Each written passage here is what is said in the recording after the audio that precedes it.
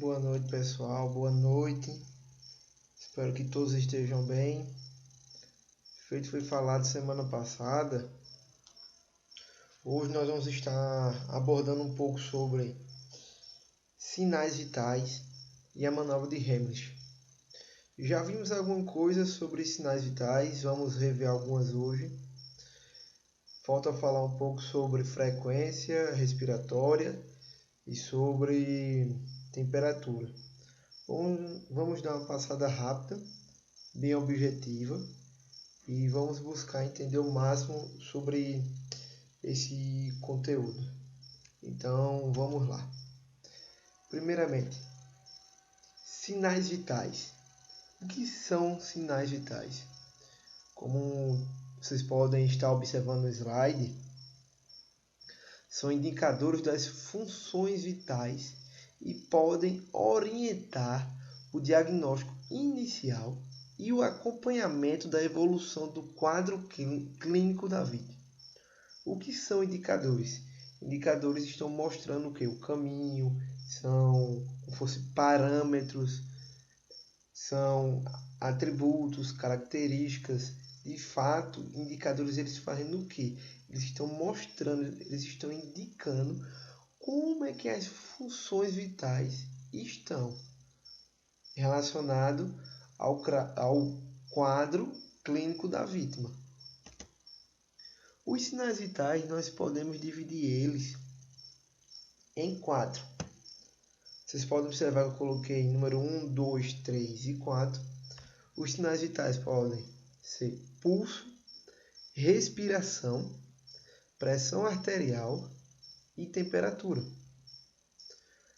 É tão importante, é tão vital o conhecimento desses sinais vitais para avaliação inicial, avaliação primária, porque a sua verificação ela é essencial na avaliação da vítima. São mais significativos quando obtidos em série e devem ser realizados junto à história ao exame físico. O que é que essa minha afirmação ela quer dizer? Porque a afirmação apenas do pulso é uma coisa, da respiração é uma coisa, mas quando essas 4 informações, 4 indicadores, eles são coletados e eles são registrados de acordo com a história do que aconteceu, isso é muito válido.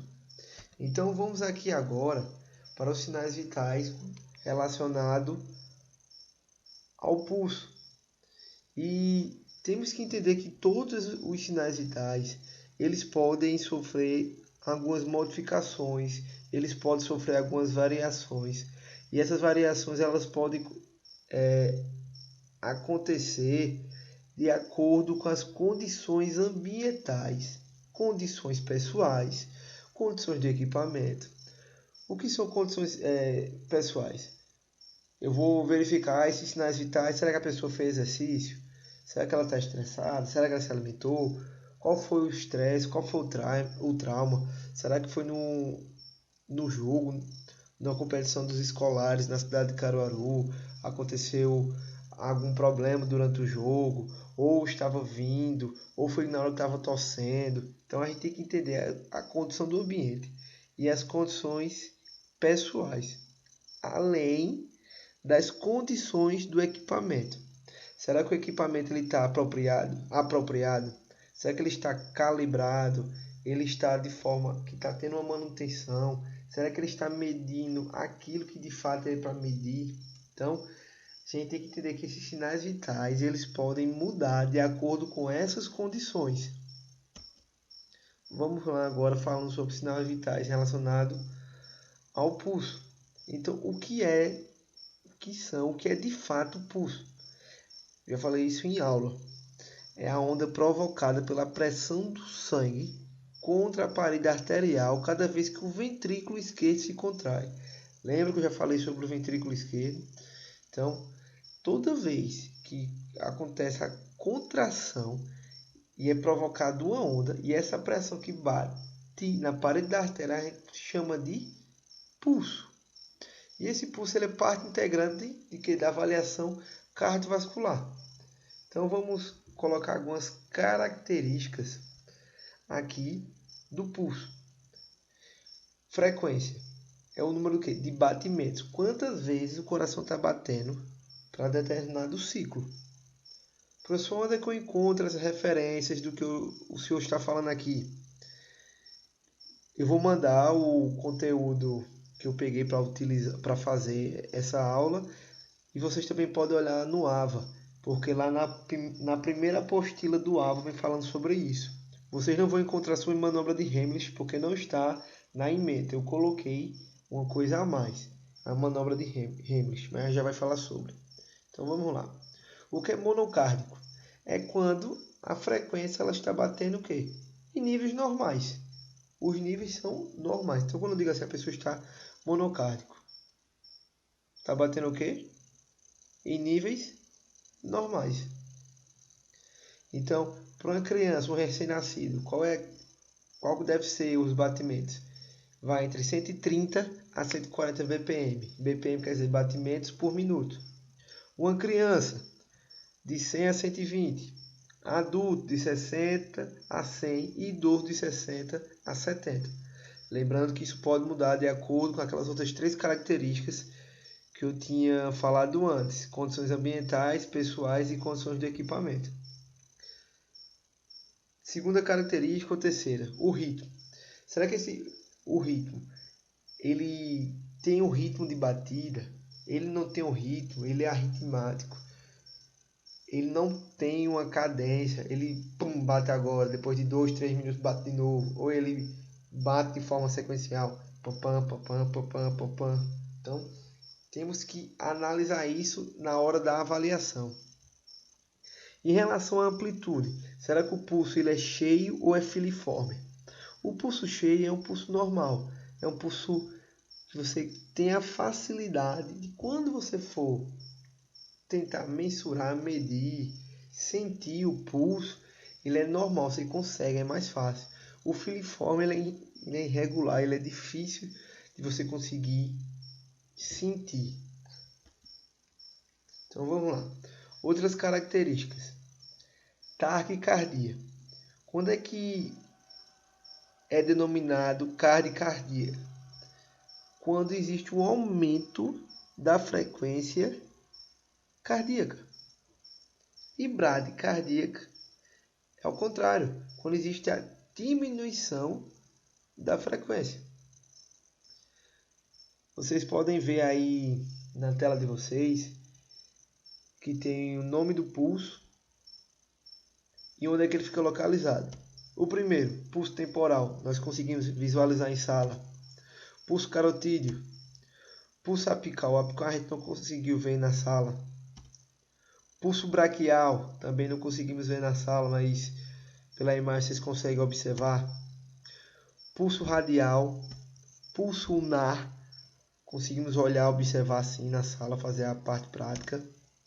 Pulso femoral, poplíteo, tibial posterior, e aqui tem o dorso do pé, ou o pé de oso. Então esses são os pulsos onde nós podemos mensurar como é que está os batimentos. Professor, qual que eu devo olhar? Vai depender muito da situação.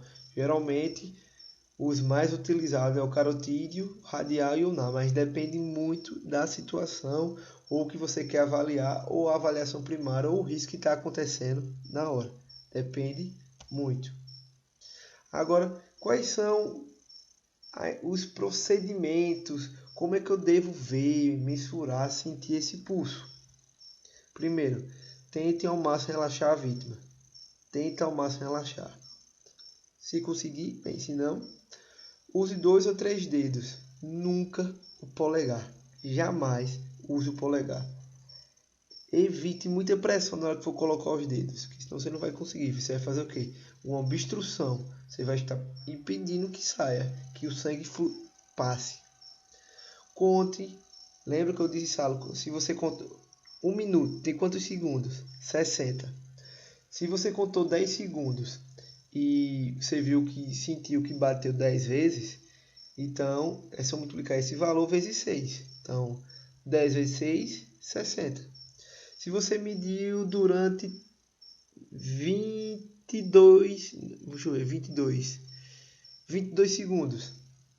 Então, eu medi sobre 22 segundos e deu 20. Eu devo multiplicar por quanto? Então, faz a regra de 3 e multiplica. Eita, eu medi durante 20 segundos e bateu 40 vezes. Então, 20 segundos bateu 40 vezes. Em 60 bateu quanto? Então, a gente tem que entender que essa multiplicação é baseada nos segundos. E sempre você precisa anotar a frequência, o ritmo e o volume. O volume, quando eu falo, é relação à amplitude, tá certo? Se ele é filiforme, tá certo? Ou se ele é cheio. Então, toda vez quando tiver analisando um pulso, vocês precisam anotar a frequência, o ritmo, o volume e a hora que foi medido. Porque quando o socorro chegar, vocês podem passar toda essa informação para eles. Segundo sinal vital que nós vamos estudar hoje é a respiração. O que é a respiração? É o processo através do qual ocorre toda a troca gasosa entre a atmosfera e as células do organismo. O que é isso? O que deixa a gente, teoricamente, o quê? Vivo, né? A gente precisa o quê? Respirar, pegar todo o ar puro. Então, é o que deixa a gente vivo. Deixa mesmo. Então, quais são as características que a gente consegue observar aqui nos sinais vitais relacionados à respiração? Primeiro, frequência respiratória, caráter e ritmo. O que é